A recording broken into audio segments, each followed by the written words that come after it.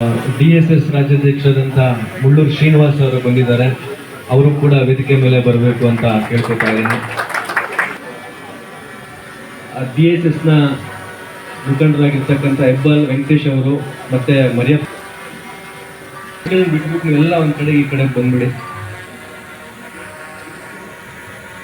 ಈಗ ನಮ್ಮ ತುರುವೇಕೆರೆ ಸಾಗರ್ ಅವರು, ಇವರು ಮಿಮಿಕ್ರಿಗೆ ಬಹಳ ಹೆಸರಾದಂತ ವ್ಯಕ್ತಿ. ಗಣ್ಯರಿಗೆ ಕೂಡ ಒಂದು ಜೋರಾದ ಚಪ್ಪಾಳೆ ಬರಲಪ್ಪ. ನಾನು ಅವಾಗ್ಲಿಂದ ನೋಡ್ತಾ ಇದ್ದೀನಿ, ಆಗ್ತಾ ಇದೆ.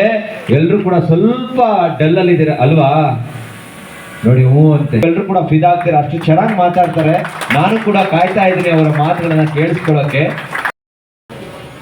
ಸುಪ್ರೀಂ ಕೋರ್ಟ್ನಲ್ಲಿ ನ್ಯಾಯಾಧೀಶರಾಗಿ ಹಾಗೂ ಕರ್ನಾಟಕದಲ್ಲಿ ಅತ್ಯಂತ ಜನಪ್ರಿಯವಾಗಿ ಅತ್ಯಂತ ಪ್ರಾಮಾಣಿಕವಾಗಿ ಕೆಲಸ ಮಾಡಿರ್ತಕ್ಕಂಥ ಶ್ರೀಮಾನ್ ಸಂತೋಷ್ ಹೆಗ್ಡೆರವರೇ ಹಾಗೂ ಹೇಳಬೇಕು ಅಂತಂದ್ರೆ ಶ್ರೀಮಾನ್ ಸಂತೋಷ್ ಹೆಗ್ಡೆಯವರು ಮಾಡಿರ್ತಕ್ಕಂಥ ಹೆಸರು ಎಲ್ಲ ಪ್ರತಿಯೊಬ್ಬ ಕರ್ನಾಟಕದ ಪ್ರಜೆಗೆ ಗೊತ್ತಿರ್ತಕ್ಕಂಥದ್ದು. ಅವರ ಕೊಡುಗೆ, ಅದರಲ್ಲೂ ಲೋಕಾಯುಕ್ತರಾಗಿ ಮಾಡ್ತಕ್ಕಂಥ ಸೇವೆ ಎಲ್ಲರೂ ನೆನೆಸ್ಕೋಬೇಕಾದಂಥದ್ದು.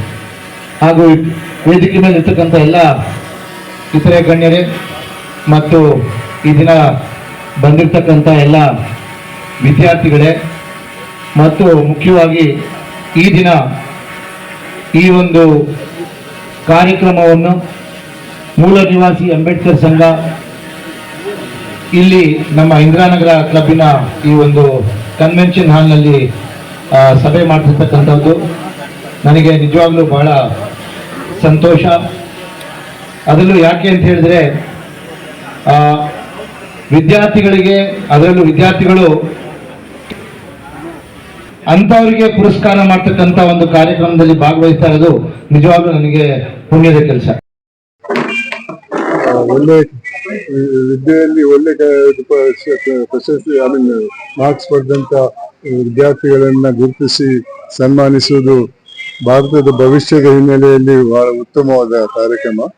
ಇಂಥ ಮಕ್ಕಳಲ್ಲಿ ಒಳ್ಳೆ ಹುರುಪು ಬರ್ಬೋದು, ಇನ್ನೂ ಜಾಸ್ತಿ ಓದ್ಬೇಕು, ನಾವು ಜಾಸ್ತಿ ಮಾರ್ಕ್ಸ್ ಪಡಿಬೇಕನ್ನೋದ. ಅದೇ ರೀತಿ ಸಾಮಾಜಿಕ ಮೌಲ್ಯಗಳ ಬಗ್ಗೆ ಕೂಡ ಅವರಿಗೆ ಮಾಹಿತಿ ಈ ಸಭೆಯಲ್ಲಿ ಬಂದಿದೆ. ಅದರಿಂದ ನನ್ನ ಅನಿಸಿಕೆಯಲ್ಲಿ ಇದೊಂದು ಅರ್ಥಪೂರ್ಣ ಕಾರ್ಯಕ್ರಮ. ಇಂಥ ಕಾರ್ಯಕ್ರಮಗಳು ಜಾಸ್ತಿ ಆಗ್ಬೇಕು. ವಿದ್ಯಾರ್ಥಿಗಳನ್ನ ಮತ್ತೆ ಒಳ್ಳೆ ಕೆಲಸ ಮಾಡಿದವರನ್ನು ಕೂಡ ಗುರುತಿಸಿ ಸನ್ಮಾನಿಸ್ಬೇಕನ್ನೋದು ನನ್ನ ವಿಚಾರ. ಸಮಾಜದಲ್ಲಿ ಇಲ್ಲ, ಆದ್ರೆ ಅದು ಒಂದು ದಾರಿ ತೋರಿಸ್ಕೊಡ್ತದೆ, ಯಾವ್ದು ಸರಿ ಯಾವ್ದು ತಪ್ಪು ಅನ್ನೋ ವಿಚಾರದಲ್ಲಿ. ಅದನ್ನ ಸರಿಯಾಗಿ ಮಕ್ಕಳಿಗೆ ಹೇಳಿಕೊಟ್ರೆ ಆ ಮೌಲ್ಯಗಳು ಅವರಲ್ಲಿ ಬರಬಹುದು. ಅದು ಆ ಜವಾಬ್ದಾರಿ ಪೋಷಕರಲ್ಲಿ ಮತ್ತೆ ಶಾಲಾ ಕಾಲೇಜುಗಳ ಮೇಲೆ ಹೊಂದ್ಕೊಂಡಿದೆ. ಇವತ್ತಿನ ಪರಿಸ್ಥಿತಿಯಲ್ಲಿ ಆ ಎರಡೂ ಜವಾಬ್ದಾರಿಯನ್ನು ನಿಭಾಯಿಸುವವರು ಬಹಳ ಕಮ್ಮಿ ಆಗಿದ್ದಾರೆ. ಶಾಲೆಯಲ್ಲಿ ಮೌಲ್ಯದ ಆಧಾರದ ಸಬ್ಜೆಕ್ಟ್ಗಳಿಲ್ಲ. ಹಿಂದೆ ನೀತಿ ಪಾಠ ಅಂತ ಸಬ್ಜೆಕ್ಟ್ ಇತ್ತು, ಇವತ್ತು ಅದಿಲ್ಲ. ನೀತಿ ಪಾಠ ಮೊದಲು ಮನೆಯಲ್ಲಿ ಶುರು ಆಗ್ತಾ ಇತ್ತು, ಇವತ್ತು ಮನೆಯಲ್ಲಿ ಕೂಡ ನೀತಿ ಪಾಠ ಇಲ್ಲ. ಎಲ್ಲರೂ ಸೆಲ್ ಫೋನ್ ನಲ್ಲಿ ಹೊಂದಿಕೊಂಡಿರ್ತಾರೆ. ಅದರಿಂದ ಈ ಬದಲಾವಣೆ ಆಗಬೇಕು. ಪೋಷಕರು ಮಕ್ಕಳ ಜೊತೆ ಸಂಪರ್ಕ ಇಟ್ಕೊಳ್ಬೇಕು, ಮಕ್ಕಳಿಗೆ ಸರಿಯಾದ ದಾರಿ ತೋರಿಸ್ಕೊಳ್ಬೇಕು. ಆವಾಗ ಸಮಾಜದಲ್ಲಿ ಒಳ್ಳೆ ಗುಣಗಳು ಬರ್ತದೆ. ಸಾಮಾಜಿಕ ಮೌಲ್ಯಗಳ ಅಳವಡಿಸುವುದು, ಅದರಲ್ಲಿ ತೃಪ್ತಿ ಅನ್ನುವ ಒಂದು ಮೌಲ್ಯ ಬಹಳ ಮುಖ್ಯವಾದದ್ದು. ತೃಪ್ತಿ ಇದ್ರೆ ದುರಾಸೆ ಬರಲ್ಲ. ತೃಪ್ತಿ ಅಂದ್ರೆ ಒಂದು ಹಂತಕ್ಕೆ ಕೆಲಸ ಸಿಕ್ತು, ಇನ್ನೇನು ಬೇಡ ಸನ್ಯಾಸಿ ಆಗ್ತೇನೆ ಅಂತಲ್ಲ. ಎಲ್ಲರಲ್ಲೂ ಆಕಾಂಕ್ಷೆ ಅನ್ನುವ ಗುಣ ಇರಬೇಕು. ಆಕಾಂಕ್ಷೆ ಹಿನ್ನೆಲೆಯಲ್ಲಿ ಜಾಸ್ತಿ ಓದ್ಬೇಕು, ದೊಡ್ಡ ಹುದ್ದೆಗೆ ಹೋಗ್ಬೇಕು, ಶ್ರೀಮಂತನಾಗಬೇಕು ಅನ್ನೋದ್ರಲ್ಲಿ ಏನು ತಪ್ಪಿಲ್ಲ. ಆದ್ರೆ ಸರಿ ದಾರಿಯಲ್ಲಿ ಹೋಗ್ಬೇಕು ಹೊರತು ತಪ್ಪು ದಾರಿಯಲ್ಲಿ ಹೋಗಬಾರ್ದು. ಆ ತಪ್ಪು ದಾರಿಗೆ ಹೋಗದಂಗೆ ಇರ್ಬೇಕಾದ್ರೆ ಒಂದು ಮುಖ್ಯವಾದ ವಿಚಾರ ಏನಂದ್ರೆ ದುರಾಸೆ ಅನ್ನೋ ರೋಗಕ್ಕೆ ಮಟ್ಟ ಹಾಕಬೇಕು. ಅದಕ್ಕೆ ಇನ್ನು ತೃಪ್ತಿ ಅನ್ನುವ ಮೌಲ್ಯವನ್ನು ಅಳವಡಿಸ ಪದಕ ಕೊಡೋದ್ರ ಮೂಲಕ ತುಂಬಾ ಚೆನ್ನಾಗಿ ಕಾರ್ಯಕ್ರಮವನ್ನ ಆಯೋಜನೆ ಮಾಡಿದ್ದಾರೆ ಮುನಿಮಾರಪ್ಪ ಅವರು.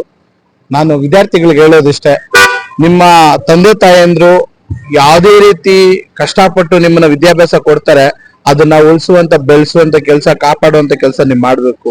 ಅಡ್ಡದಾರಿಗಳಿಟ್ಕೊಂಡು ತಂದೆ ತಾಯಿಗೆ ನೋವು ಇಡುವಂತ ಕೆಲಸ ಮಾಡಕ್ ಹೋಗ್ಬೇಡಿ. ಯಾವುದೇ ರೀತಿ ನೀವು ಸಮಸ್ಯೆಗಳಿಗೆ ಒಳಗಾಗದಂಗೆ ತಂದೆ ತಾಯಿಯಂದ್ರನ್ನ ಕಾಪಾಡುವಂತ ಶಕ್ತಿ ದೇವ್ರು ನಿಮ್ಗೆ ಕರುಣಿಸ್ಲಿ ಅಂತ ಹೇಳಿ ನಾವು ಹೇಳಕ್ಕೆ ಬಯಸ್ತೀವಿ. ಯಾಕೆಂದ್ರೆ ತಂದೆ ತಾಯಿ ಕೂಲಿ ಕೆಲಸ ಮಾಡಿ, ಗಾರೆ ಕೆಲಸ ಮಾಡಿ, ಇನ್ನಿತರ ಎಲ್ಲಾ ರೀತಿಯ ಇದನ್ನ ಮಾಡಿ ತಮ್ಮವಾಗಿ ಮುಡುಪಾಗಿ ಜೀವನ ಮುಡುಪಾಗಿಟ್ಟು ಅವ್ರಿಗೆ ಇವತ್ತು ತಾವು ಅವ್ರಿಗೆ ಸರಿಯಾದ ರೀತಿಯಲ್ಲಿ ಗೌರವ ಕೊಟ್ಟು ಅವ್ರನ್ನ ಬೆಳೆಸ್ಕೊಂಡಿಲ್ಲ ಅಂದ್ರೆ ನಿಜವಾಗ್ಲೂ ದುರಷ್ಟಕರ ಅಂತ ಹೇಳಕ್ಕೆ ದುರದೃಷ್ಟಕರ. ಆದ್ರಿಂದ ಮಕ್ಕಳಲ್ಲಿ ನಾನು ಹೇಳೋದು ಫೈನಲ್ ಆಗಿ, ನೀವು ಏನಿವತ್ತು ನಿಮ್ ತಂದೆ ತಾಯಿಯಿಂದ ಕಷ್ಟಪಟ್ಟು ವಿದ್ಯಾಭ್ಯಾಸ ಕೊಡ್ತಾರೆ ಅದನ್ನ ಈ ಸಮಾಜಕ್ಕೆ ಒಳ್ಳೆಯ ರೀತಿಯಲ್ಲಿ ತಗೊಂಡೋಗಿ ಅಂತ ಹೇಳಕ್ಕೆ ಬಯಸ್ತೀನಿ.